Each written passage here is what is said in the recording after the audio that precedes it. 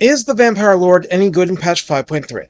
Yes, this is the generic blue team lord I've been using in my demo combats as the least disruptive to the relative tug-of-war between particular units and the enemy. He is the standard by which we should judge other lords in the faction. So in this case, I'm going to take the most generic as the building block of lord videos, because let me tell you, there's a lot of ground to cover. The basic Vampire Lord is recruited for 1000 dark magic and 250 upkeep per turn, in other words, exactly the standard amount for heroes. This too makes the Vampire Lord an excellent point of comparison. On ultra unit skill values, he comes in at 4068 health. Don't worry, lots of girls have fun in this faction too, but we start with the basic fanged dude. Armor is 90 with a bronze quality shield blocking 35% of small arms fire from the front, missile resistance 15% as standard. Thus, despite being a spellcaster, every Vampire Lord is as armored as an Empire General. Leadership of 80 is something I will call flat-out exceptional. If they're not clinging to unlife with a few hit points left only, they're probably not going to crumble. Speed 38 and charge speed 41 are relatively nimble despite the armor.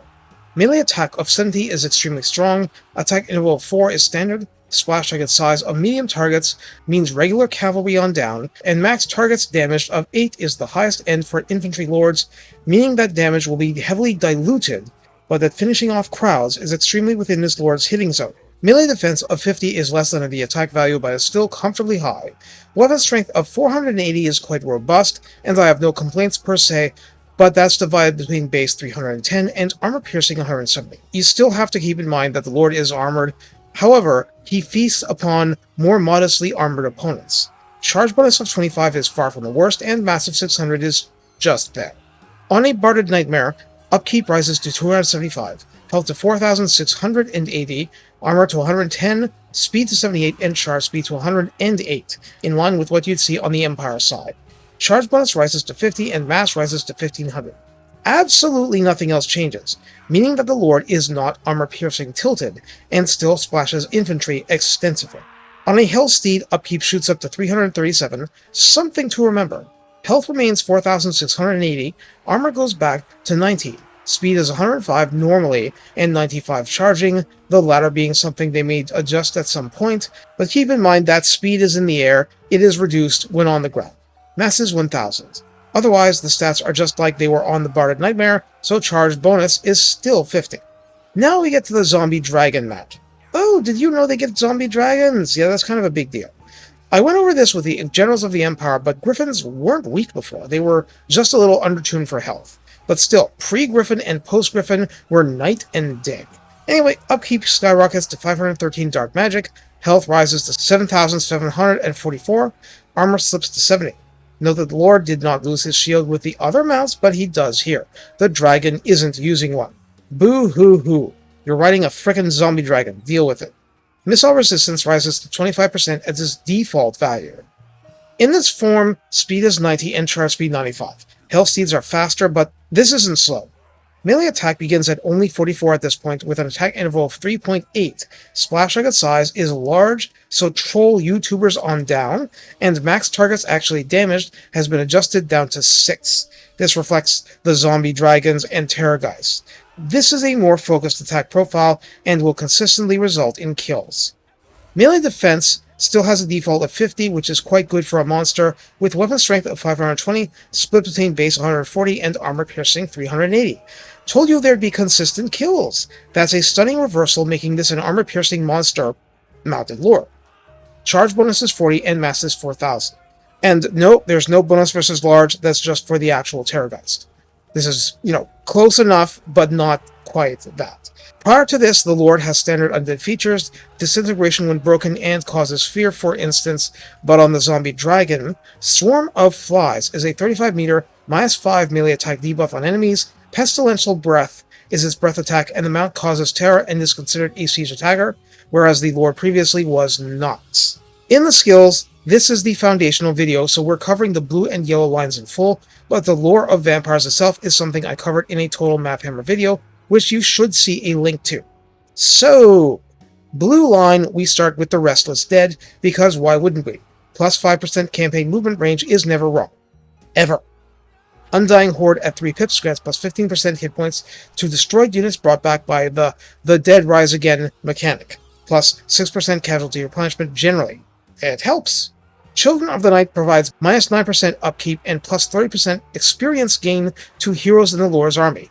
You could use this to further strengthen a Vampire Doom stack under Isabella, and it's not exactly bad under anybody else. Spoiler, Vampire Skill Tree has a lot of great stuff, so you mourn not being able to pick all of it. Darkwing Skies provides for -30% attrition from all sources at 3 pips. It's important to note all sources. This isn't just the Mortal Lands version, it's also Chaos from Beastmen or Archaon raising stuff or whatever. Ancient Cunning adds up to 30% ambush success chance, which is a pretty fat bonus. Immortal Horror grants plus 30% replenishment for the Lord if you heal up on the main map between battles, grants a battle healing cap of plus 50%, and grants wound recovery time -1 turns if your Lord isn't killed outright. Lightning Strike is the usual, makes enemy reinforcements slower, and enables blocking them altogether at the cost of a lot of fatigue for your side, but you can work with that as vampires because corpse cards exist. Guile and Glamour provides up to plus 6 Vampire Corruption in the local province, and yes, that's a fat boost. Necroc adds up to plus 36 growth over end-turn local province, a pretty fat buff that would really matter in expanding one's empire. Eternal Warden grants -15% siege attrition to armies in the local region. This lord doesn't need to be the one actually under siege. Well, the current state of the game makes this difficult to justify. Uncanny Presence adds plus 15 to your Winds of Magic power reserve minimum. Upkeep -8% for the army, campaign movement range plus 5%, and campaign movement range is never wrong, and Raise Dead costs -15%. That is highly abusable with a late-game lord, plus all the techs you get for reducing Raise Dead costs. For the Red Line, the starting pip, Aura of Supremacy, not only gives you the usual plus 5 to leadership within the command aura, but inflicts -4 leadership on enemies in the local province. So, 3 vampire lords in the province, -12 to enemy leadership, as long as they have a pip in this. Simple, but very welcome. The Midway Point Magical Animus is a simple vampire version of Rally, giving a plus 16 leadership buff in a 35-meter bubble for 14 seconds. That's great. Undeath Resurgent as the capstone grants that for 18 seconds, plus a plus 24 melee defense buff throughout, which is incredible for shoring up a shaky line before stuff disintegrates on you. The top line includes your free pip mount options, Grave Ward for 10% missile resistance, unlockable at rank 8, Dark Pact, unlockable with any pip, granting plus 5 leadership to the entire army when attacking, which is a mundane but extremely welcome boost that helps your Fell Bats up to your Blood Knights, and Aura of Dark Majesty, a simple plus 25% boost to your leadership aura range. The yellow line begins with The Hunger, and this is important because it means you could, potentially, pick this with your rank 2 pip, skipping the movement range bonus temporarily. This is good to know for freshly recruited lords meant as sacrificial pawns to frustrate an invasion. Don't tell them I said that. They're not supposed to realize it themselves. Anyway, regenerating in melee is a big deal generally, and being able to do it right away is a luxury. At 2 pips, this being a Lord Tree. Devastating Charge adds plus 30 charge bonus. So on your steed options, that's charge bonus 80 right there, up there with Knights of the Blazing Sun. It's good stuff, simple as that. Dark Knight adds up to plus 15 armor at 2 pips. Some YouTubers like to put pips into this in guides, or so I've seen. It's a valid option because 90 is fairly high, but anything over 100 goes even further to reduce the power of chip damage against your lord. And remember, on the zombie, the armor comes down, so this would bring it back up. Beguile is the vampire source of plus 12 melee defense at 2 pips. Quick Blood adds plus 12 melee attack at 2 pips. There are strong cases for both. Bloodlust is the midway pip, and apparently this comes from a tabletop rule. As implemented by CA, it has a 33-second duration, can be used on any single allied unit in a 100-meter range, so it's not just for the Lord, no. The effect is plus 25% armor piercing, melee damage, and only armor piercing. So you want to use this on Vargheists or Hexwraiths, not on Crypt Ghouls or Zombies. Master Strike is your source for plus 20% weapon strength, which starts to matter a lot once on the Zombie Dragon. Curse of the Revenant grants up to plus 15% hit points. Supernatural Horror is a 1-pip wonder, granting the Lord causes terror, but remember the Zombie Dragon gets that anyway. Blade Shield offers a source of another plus 12 melee defense, which is quite intriguing. The Zombie Dragon does not give you a defense hit, unlike a lot of high-end mount options. Finally, Red Fury is the boosted version of Bloodlust. What's boosted, you ask? Well, the unit benefiting gets -1 to accumulated fatigue per second, and plus 20% charge bonus for the duration of the skill, plus the plus 25% to armor piercing. So this is strong enough that any unit will benefit from it in some capacity. Slap it on your Black Knights, slap it on your Blood Knights, slap it on your Hex Wraiths. Fury for everyone! So beyond this, how do we use the Vampire Lord?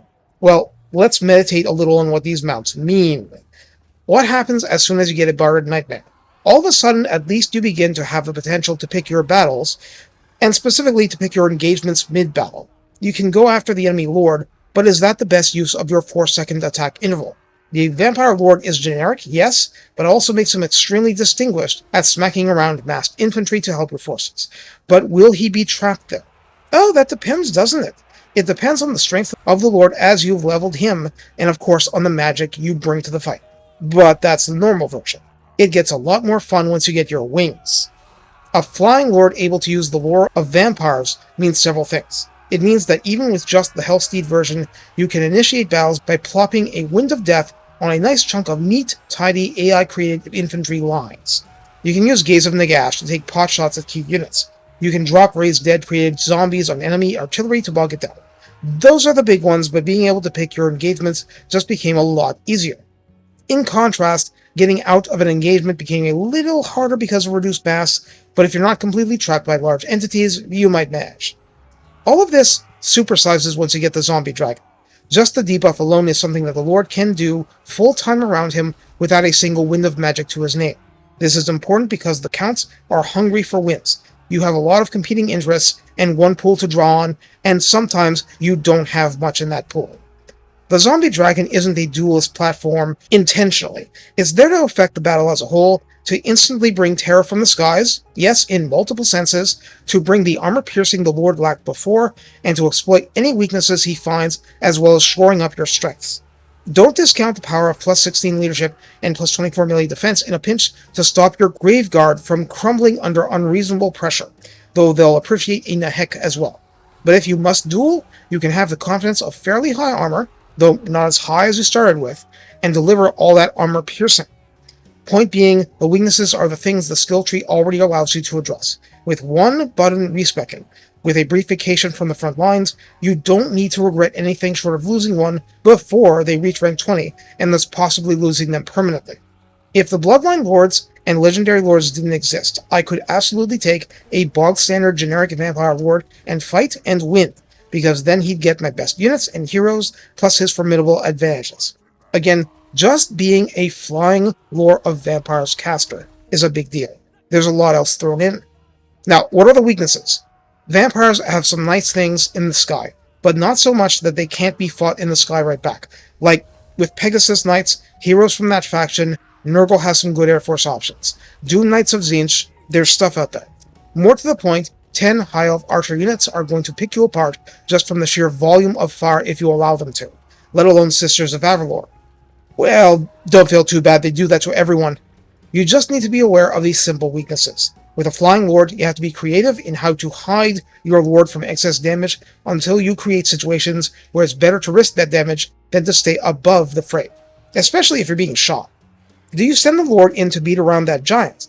Well, giants are really powerful in some ways, but maybe that's the only chance your Graveguard have to turn it around. Maybe you're buying time for a Spirit Leech from a Vampire Goth Girl to help panic the giant and make it break.